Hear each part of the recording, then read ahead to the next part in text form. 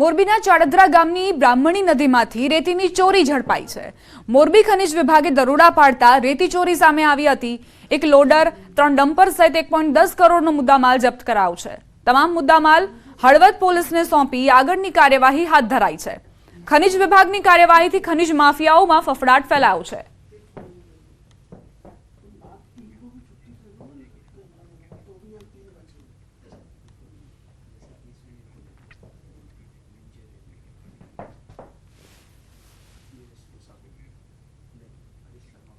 હવે આગળ આપણે વાત કરીશું અનંત અંબાણી અને રાધિકા મર્ચન્ટના પ્રી વેડિંગ અવસરની।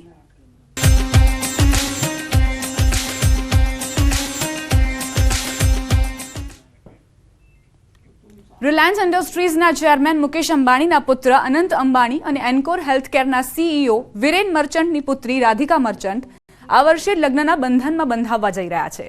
લગ્ન પહેલા જામનગરમાં 1 માર્ચથી પ્રી વેડિંગ સેરેમની શરૂ થવા જઈ રહી છે।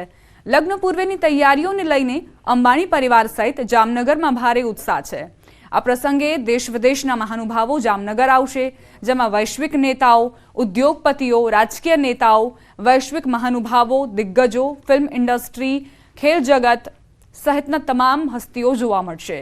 જામનગરમાં પ્રી વેડિંગ સેરેમનીને લઈને લોકોમાં ખૂબ જ ઉત્સાહ છે। જામનગર સ્થિત રિલાયન્સ ટાઉનશીપ ખાતે અનંત અંબાણી અને રાધિકા મર્ચન્ટના પ્રી વેડિંગ સેલિબ્રેશનનું આયોજન કરવામાં આવશે। દેશ વિદેશમાંથી આ પ્રસંગે આવનાર મહેમાનોને આવકારવા જામનગર આતુર છે। કેડે કટારી અલબેલી લાડીયા મે હાલાર શેર ગ્યાતા હાલાર શેરથી હાથી લઈને લાડી તારે મોલ આવ્યા। અનંત ભાઈની પોપટ સરખી બોલી પંછી પ્યારા લાગે માણા રાજ। આજે જામનગરની અંદર રિલાયન્સ ઇન્ડસ્ટ્રીઝના માલિક શ્રી મુકેશભાઈ અંબાણીના સુપુત્ર શ્રી અનંત અંબાણી અને રાધિકા મર્ચન્ટના જે પ્રી વેડિંગ માટે આજે જામનગરની અંદર જે માહોલ જોવા મળે છે એ જોઈને એટલો બધો આનંદ, ગર્વ અને આનંદની વાત છે કે આપણા જામનગરની અંદર અવડો મોટો પ્રસંગ આજે પહેલીવાર થઈ રહ્યો છે। દુનિયાની અને હોલીવુડ, બોલીવુડની હસ્તીઓ જામનગરમાં પધારી રહી છે। સ્પોર્ટ્સમેન પણ આવી રહ્યા છે, જે કારણે ખૂબ જ ઉત્સુક છીએ અને એ રોમાંચને અનુસંધાને જામનગરની અંદર ખૂબ બધા આનંદ છે, એમને આનંદ અને ગૌરવની લાગણી અનુભવી રહ્યા છે। આજે જામનગરની અંદર અનંત અંબાણી અને રાધિકા મર્ચન્ટની પ્રી વેડિંગ સેરેમની યોજાવા જઈ રહી છે। આ તબક્કે જામનગર વિવિધ કલાકારો, ક્રિકેટરો અને વિશ્વ ધનારીઓ ઉપસ્થિત આવશે। જામનગર હોવાને કારણે મને અને જામનગરની જનતાને ખૂબ આનંદ છે, ખૂબ ગર્વની લાગણી છે। દેશ વિદેશમાંથી ખ્યાતિ પામેલા મોટા મહેમાનો આવવાના છે, એના માટે જામનગરમાં ભારે ઉત્સાહ છે અને આવો પ્રસંગ ક્યારેય જામનગરમાં આવેલો નથી, તો અમે પણ બધા ઉત્સુક છીએ એને જોવા માટે। રાજકોટના ધોરાજીમાં ટ્રક અને મોટરસાયકલ વચ્ચેનો અકસ્માત સર્જાયો। ટ્રક ચાલકે બાઇક ચાલકને અડફેટે લીધો। ધોરાજીના સ્ટેશન રોડ પર બાઇક ચાલક 4 રસ્તા પર ઊભો હતો। તે સમયે જ ટ્રક ચાલકે કંઈ જોયા વગર ટ્રક હંકાર્યો હતો, જેમાં બાઇક ચાલક ચપેટમાં આવ્યો હતો। રામ રાખે તેને કોણ ચાખે, સદનસીબે કોઈ જાનહાનિ નથી થઈ। બાઇક ચાલક અને તેના પુત્રનો આબાદ બચાવ થયો હતો। સમગ્ર ઘટના સીસીટીવીમાં કેદ થઈ હતી।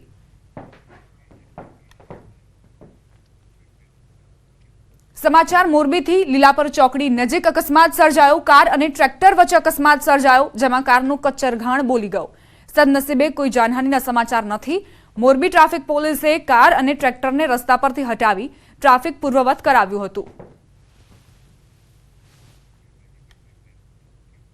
આવતીકાલે પીએમ મોદી રાજકોટથી વડોદરાના 2 પ્રોજેક્ટનું લોકાર્પણ કરશે, જેને લઈને વડોદરાના લેપ્રસી ગ્રાઉન્ડમાં લોકાર્પણના કાર્યક્રમની તડામાર તૈયારીઓ કરાઈ છે। લેપ્રસી ગ્રાઉન્ડ ખાતે કાર્ડિયોલોજી તેમજ એસએસજી હોસ્પિટલે આરોગ્યલક્ષી પ્રોજેક્ટનું ખાતમુહૂર્ત કરાશે।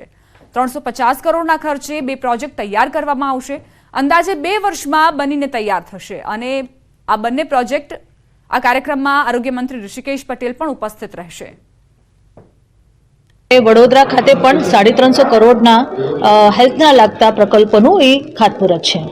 ખાસ કરીને લેપ્રોસી ગ્રાઉન્ડ એટલે અનુસુયા ગ્રાઉન્ડ ખાતે 150 કરોડનું કાર્ડિયક હોસ્પિટલનું આયોજન જે થઈ રહ્યું છે એનું એ ખાતમુહૂર્ત છે. વડાપ્રધાન નરેન્દ્ર મોદી આવતીકાલે રાજકોટથી આરોગ્યલક્ષી જે યોજનાઓ છે તેનું લોકાર્પણ જે છે તે કરવાના છે.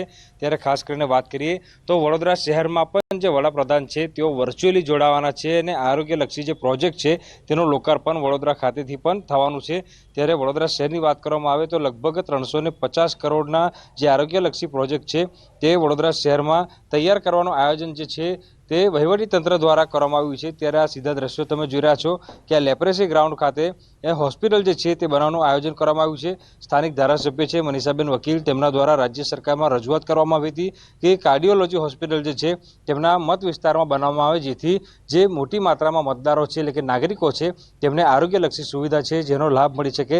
ત્યારે આખરે રાજ્ય સરકાર દ્વારા જે છે તે આ યોજનાને મંજૂરી આપવામાં આવી છે. ત્યારે આ સ્થળ તમે જે જોઈ રહ્યા છો એ સ્થળ પર જ જે હોસ્પિટલ છે એટલે કાર્ડિયાક હોસ્પિટલ છે તે બનાવવામાં આવનાર છે. આવતીકાલે દેશના વડાપ્રધાન નરેન્દ્ર મોદી જ્યારે વર્ચ્યુઅલી આ કાર્યક્રમમાં જોડાવાના છે ત્યારે જે આરોગ્ય મંત્રી ઋષિકેશ પટેલ છે તેઓ પણ વડોદરા શહેરમાં ખાસ ઉપસ્થિત રહેવાના છે. આવતીકાલે સમગ્ર કાર્યક્રમ યોજાશે.